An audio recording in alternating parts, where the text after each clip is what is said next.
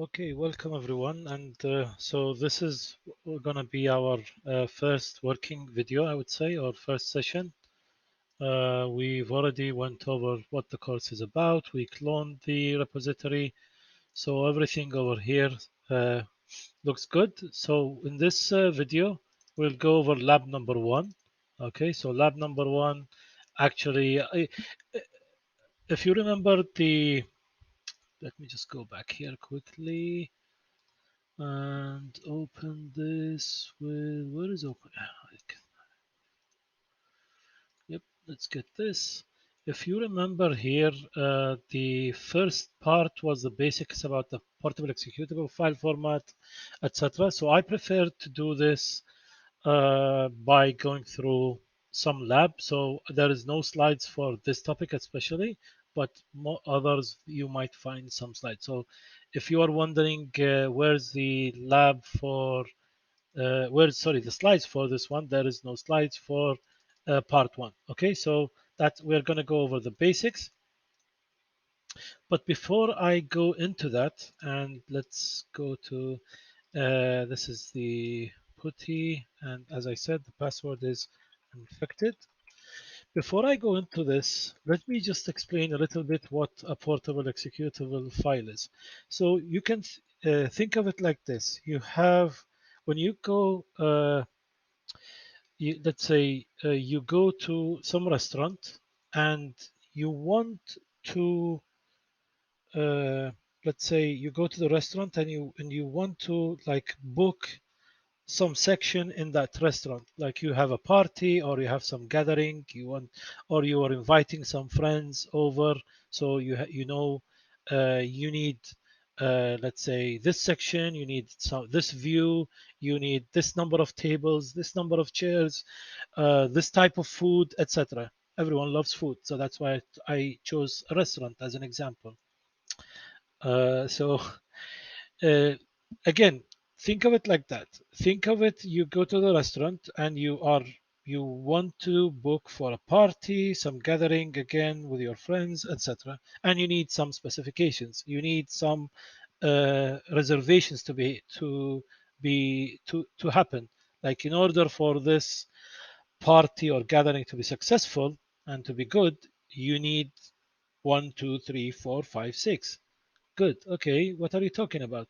So the idea here is think of the portable executable file as a list of requirements that your executable tells the operating system, I need this, that, in order to execute properly.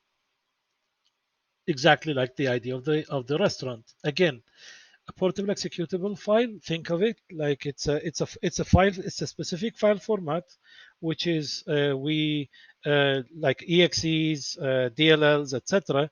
They use this file format which was created. So the executable inside of it, it's not just code or it's not just assembly language, it's actually a structure. That structure is, you can think of it like it's some kind of we are going to dive into it, but you can think of it as it's some kind of list that tells the operating system, hey, when you want to run this executable, I need you to do this, I need you to do that, I need you to reserve this location for me, I need you to call I need this number of this number of space here, I need this location, I need this section, I need let's say this amount of memory. We already mentioned that, and it's telling the OS what the requirements it needs. It also will tell the OS what who the guests are. Like if we think of a guest who's coming to this party or gathering, if you think of it as a DLL, which is a library that the application uses, then we can think of it as the guest which is coming, and you can even in this portable executable or in this list or this kind of requirement document, or let's say this kind of requirement or structure, it's also telling the operating system, these are my guests, these are the people who I want, who are coming with me to this gathering. So That's exactly the same thing with an executable. The exe will tell the operating system, I need this memory, I need to run at this location, I need these DLLs, which are my guests. These are the DLLs I need loaded into my section or into my process area. So that's how you can think of it. It's a file format. It's a binary file format that has some, let's say, it's kind of, I would say, telling the OS that these are my requirements. Please go get me this, get me that, etc. Now, let's go back to the idea of the restaurant and compare it to the idea of the executable. When you go to the restaurant and you have this kind of party that you want to reserve or book, and you tell them, I need this, I need that, do they always tell you, yeah, everything's available? They might, you're lucky, but they also might say, oh, this section is probably reserved, or I can't give you this area because it's already been reserved by someone else, but I'll give you this one instead. That's exactly the same thing when we talk about portable executable file. It might tell the OS, hey, I want this section to run my code, or I want this address to run my code. But the OS will say, hey, unfortunately, this location is already reserved for someone else. Okay, so we have two options. If we go back to the restaurant, what's your option? You'll say, okay, I you just leave and you don't agree, you don't agree with the restaurant owner that you're gonna have your party there, and you just leave, find somewhere else, right? Or uh, or you will say, okay, I accept the workarounds and the other reservation that you'll give me, but at least I will have my party. So you didn't get the view that you wanted. You didn't get the, let's say, the number of chairs, the type of food maybe that you want exactly like you wanted, but you made some adjustments based on what the restaurant told you. It's the exact same thing with the operating system. It might say the application based on the portable executable file say, I want to run at this location. Sorry, this location is already reserved. Okay, so you have here two options. Either you say, okay, I'm not going to run, and the application crashes or stops, or the OS will say, okay, you can't run here, but I can give you this location. And you say, oh, yeah, let's go there. And you start running your application from that location, and then everything will continue. So that's the exactly same thing. So the portable executable, like I said, it's a file format. This file format helps the operating system or tells the operating system what are your requirements. The exe, it tells the OS what are the requirements for me to run and be successful and execute my code. Okay, so that's, I would say, just a general basic idea of what is a portable executable file. We'll go into the details while we just like analyze it with the CFF Explorer. Now, before I do that, one of the things I usually like to do, especially in this course, and why I start with that. So if we run this putty, and we will get at the end of the course to see how this is done, you'll see I've injected in putty this message. Like, I know this was done in the injection was done in 2019, but we will do an updated version. So I want to show that the my students that double clicking on an application, like downloading an application, or even if your instructor gave you that application, we should be cautious a little bit. So I'm not telling them that don't. I would say it might be that, yeah, I maybe you shouldn't trust me. Maybe that's up to you. But also I want them to know that this is a bad habit by downloading a file and just double clicking on it. You should have an idea where that file came from. You maybe check it out, make sure it's from the like. Uh, it's a legitimate source, so that way we won't get into stuff like this, because at the end, and a threat actor, or excuse me, someone targeting you will not like hide this kind of message. They will hide some more malicious software. So that's basically what the idea is. I usually tell my students at the first thing, double click on this application and run it. So they double click it. And usually I tell them that so they can connect to my, like I share with them locally uh, some a server that they need to connect to using telnet. So they double click on that, they get this message, and now they know, oh, we shouldn't have been doing this. And like I said, at the end of the course, we will learn how to do this. Okay, there will be two methods which I will explain how to do this. They will be done manually. So we'll get back to this anyway. So that's the part one of this. So if we go just drag the executable and then load it into the CFF Explorer. So the thing here is we have a couple of questions. The questions will help us understand what the file format is. And as you can see here, this file, which is the exe file, it's divided into different sections and different, I would say, blocks of information. Each one of them has different each one of them is responsible for something. We will see that. So over here you can see that it's telling you the file name, where it's located. It's a portable executable. It's a 32-bit file.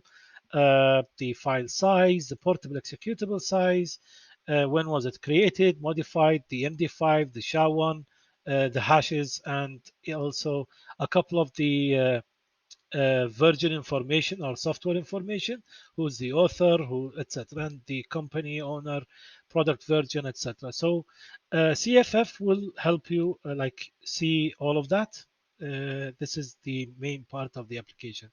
Now, the question number one is, what's the magic number or the DOS header of this file? So as you can see here, if you just go to click on this, you'll see that this is the DOS header, and the magic value is 5A4D. So 5A4D is actually for the word or the letters MZ. Okay, so 5A4D is actually for the characters MZ, and so 5A4D is for MZ, and that's the, I would say, the initials of the researcher who created the DOS header. So, and from here, usually that's probably the most important part we need. And we'll also need this, which is the ELF LFA new, and where is the location, which is actually pointing to where the portable executable header is. So as you can see here, each member of this header has a name, has an offset, has a size, and what the value is. Okay, but again, in our in exploitation, or at least in this course, we are mainly interested in knowing that, oh yeah, we have a portable, we have an MZ file, that's the header here, and the P header or the NT header is available over here. So part two, which is the question number two, the PE header, what's the signature of it? So you can see the signature of the NT or the PE header is this value, which is actually the letters PE, portable executable. Okay, so the answer to the magic value is 5A for B, which was, as I said, the MZ, and the answer to this one, which is the NT header or the PE header, they both mean the same thing. It depends on which book you read, or and it's 4550 or PE, the PE letters. Okay, so now it's telling us for what architecture was this file built for and which entry gave you the answer. So if we go to the file header, as you can see, we have an entry called machine. Okay, and the entry, this is the offset, and this is the value, which is telling us it's for an Intel 386. So it's for an Intel 386. So we can see that the answers here will be the entry is machine, okay, and the what was the answer give? Yeah, and the answer was the architecture.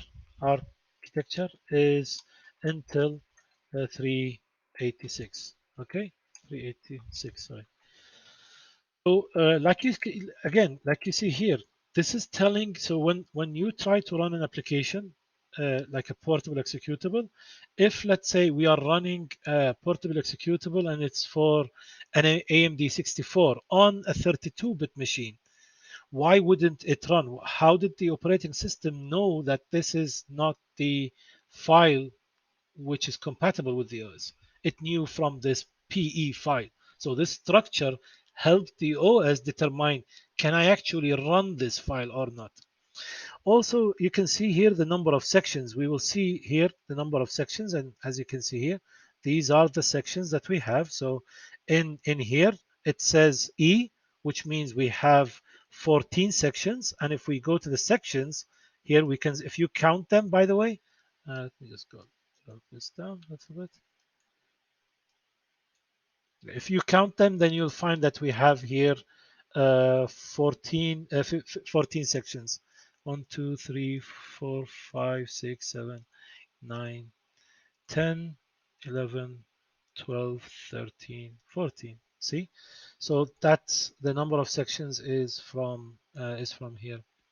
Timestamp, it's empty. That's when this probably was compiled. We don't need to go over all of these sections, but just as you can see here, each one of them has a meaning.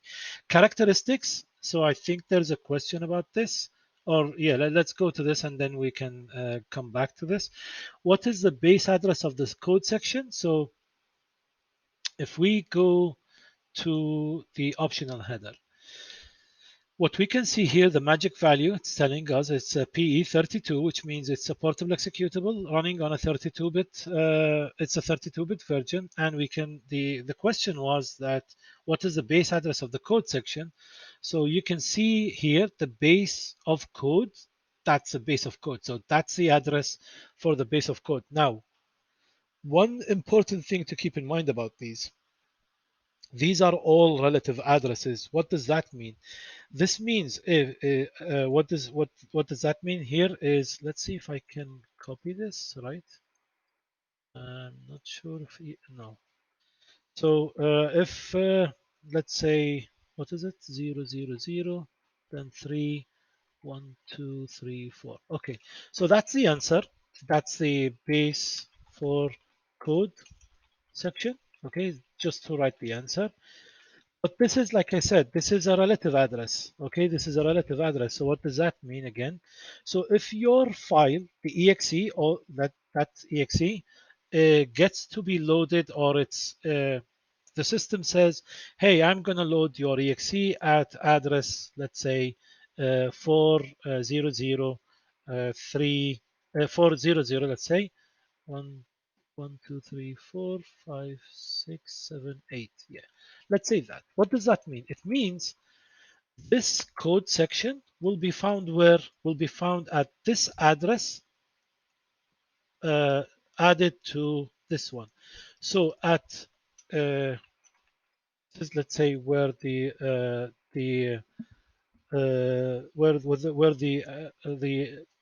sorry, where the code will be loaded, the system will load this application in memory.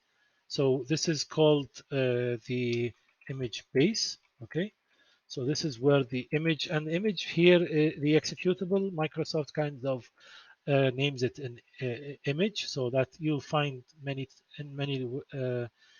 documentation the name image. It means the exe in memory. So, or the exe itself, sorry. So if the image base is that, then, and this base code is here, so in memory, this will be uh, at these 1, 2, 3, 4, and this will be like that. This is where the address will be in memory. Okay, so that, and how did we know that, by the way? You can see here the image base, that's the image base, and these are addresses relative to the image base. Okay, so these are addresses relative to the image base. What is our image base here? So it's 004. Okay, I used something different, so this is not the same as this one, just to explain the idea. Okay, what other questions do we have? How many sections does this file have? So we saw you can either come here and you can see number of sections. We have 14, or you can go here and count them. So we have 14. And again, these are also telling the operating system that this is the number of sections that I have. Now you might be asking, what's a section? So uh, a section I will try and give a brief answer about that, but I also highly recommend you go read about operating systems, because by the way, most of what is explained here, especially in this first video, is actually usually explained in operating systems. Okay, let's leave operating systems a little bit behind now. On a side now, I mean. So a section is you can think of a section as it's a block where it has some relative data inside of that block. What do you mean by that? You can think of it like your application is divided into these blocks. Each block contains some different type of data. What I mean here is your application might include a place where it has code. So we have the code itself. You might have another block, which is or let's use the word section. You might have a section where it includes like variables and the data. You might have another section where it includes, let's say, imported information about importing libraries. You might have a section where it includes information about uh, exporting libraries if you want to export some features to other applications to use. It might include a section for like the one we are by coincidence we are highlighting, the resources. So it includes the resources like these menus, these icons, these all of that. These are usually stored in the resource section. So okay, why did the this file format divide them into sections? The good thing about this is these now can be loaded into memory at different locations. They do not have to be loaded contiguously after each other. You can load them anywhere as long as you know where they start, what the address is. You can access the data over there. And also the important thing is you can give each one of them different kind of permissions, and we will need that through this course. So each section will have a different set of permissions. So for example, the text section, which is where the code is. So in the text section where the code is there, this section usually will have a read and execute permission. Why? Because we want to read the code, and or this, let's say the system wants to read the code and it wants to execute it. So that's why we have read and execute there. But let's say like the data section, where if we by the way just click here and say change flags. So the data section, it has readable and writable, but it doesn't have executable. What does that mean? It means this is usually and I did leave this reference from Adam's blog. I highly recommend you check, because I doubt I've seen any location where you'll find all the different types of the namings you'll find here. I think Adam has all of them, so you'll understand what iData is, what that text, etc. So I highly recommend you go here and read about them. So again, like the data section is for the uninitialized data, which get initialized when at runtime. So what that means is I need it to be writable. Why? Because if I have a variable, let's say integer x, and now at runtime I want to give it some value, like let's say 10, then I need it to be writable so I can store number 10 in there, and I need it to be readable because I want to read it. What's the point if you just store a variable but you don't read it? But it's not executable, as you see. So it's a place where I'm gonna update some data or read some data. Update some data, and then I'm gonna read it. So as you can see here, it might contain initialized data.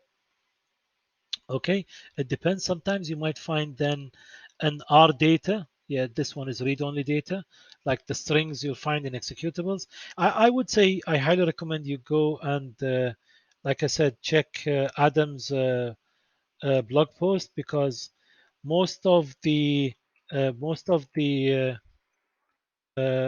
things that you will see are already explained in Adam's blog post. I would say he has all of the data, all of these, sorry, these sections over here. Okay, so go check that post. What else do we have here? So what is each section? As I explained how to get those. You can see, by the way, the virtual size, the virtual address, where they are, the row size on disk, and the row address on disk. If they are to be relocated, the characteristics. Like I said, if you just click here, you can even change them. These options. Can you change a sections flag? The answer is yes. Right? We can change a sections flag. So yes. And we already saw how to do that. Just right click here and change section flag. And we can say that, like, for example, this is executable. Okay, so if you change it, you can then save it. I'm not going to do that for now. Okay. How many libraries? By the way, sometimes, yeah, I will come back to it. I had an idea I wanted to talk about. I'll come back to it. How many libraries is this file importing? So we go to the import section, okay, or the import directory, sorry. We can see the number of libraries which are being what are being imported by this application. So we have,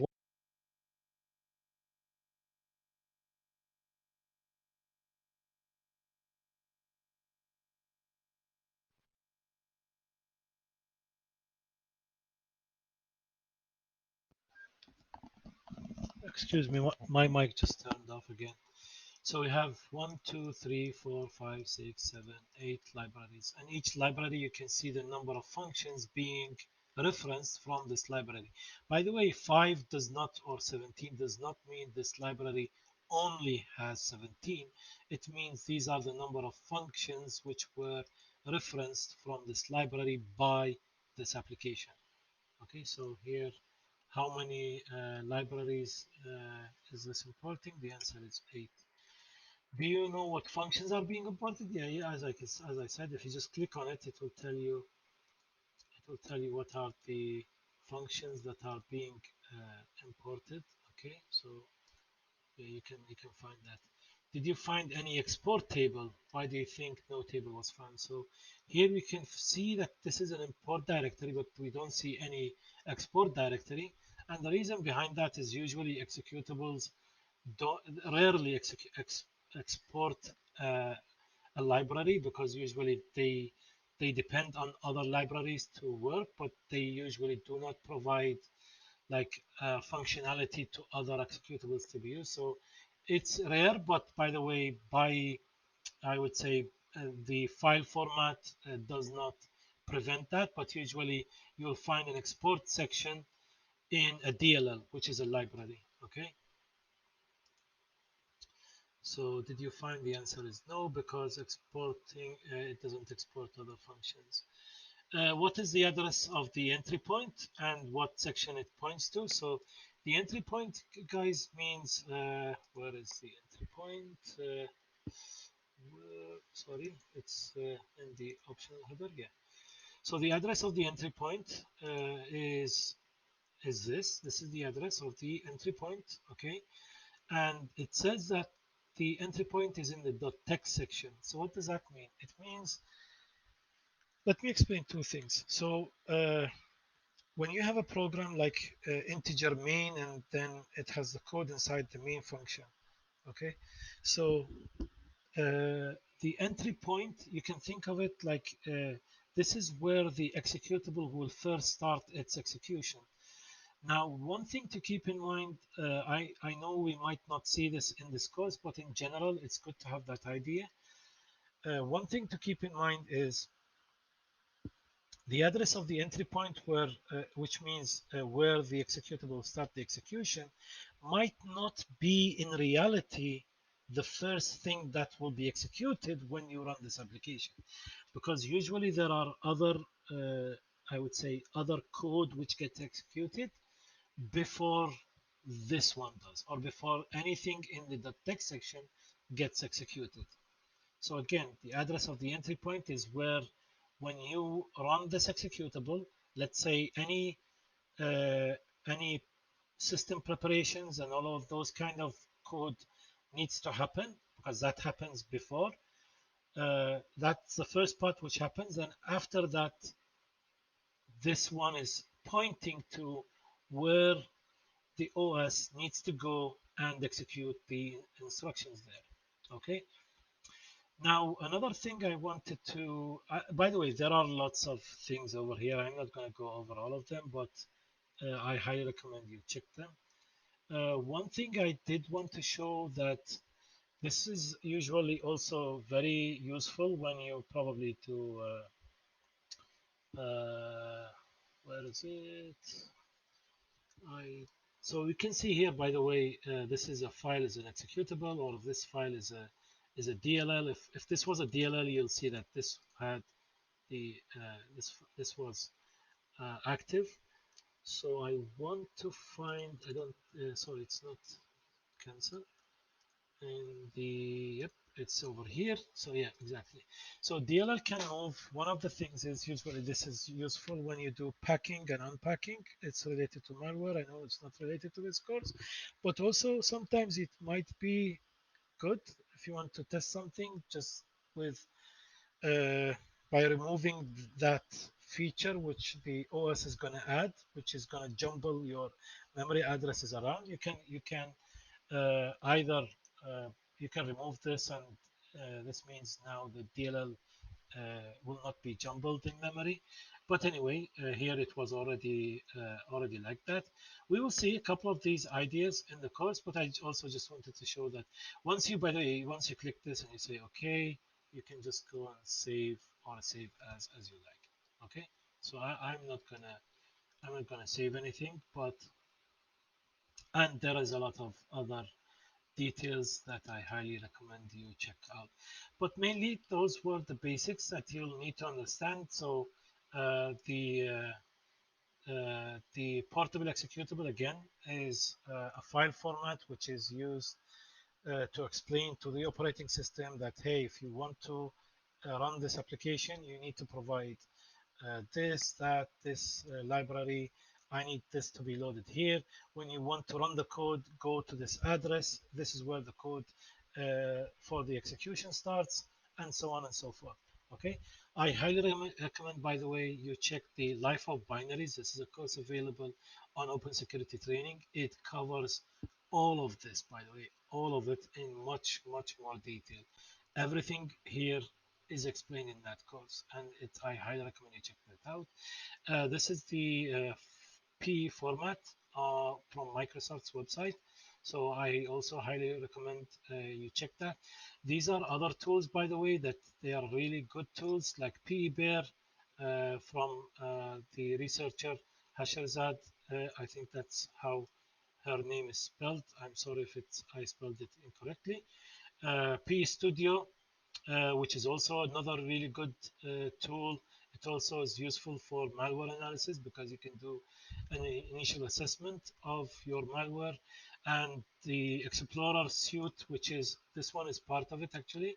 And they now, I recently saw they have this suite which they give you a 30-day free to use. I like that it has a like a decompiler in it, which is kind of really nice. I will show a demo about this also later on. So these are other tools that I highly recommend you check out, in just in case you don't like using this one. So you have this, you have the PBear from this researcher, P Studio also from this researcher, and it's up to you. All of them will explain these sections and entries of the file. So that was it for. No, I don't want to save this. So that was it for this video. We got to understand a little bit about file format, what it is, and explore a little bit about that. These are mainly the information that you need for this course. If we need anything else, I will just explain that while we go through the course. But that's it for this video, and see you in the next one. Have a nice day. Bye.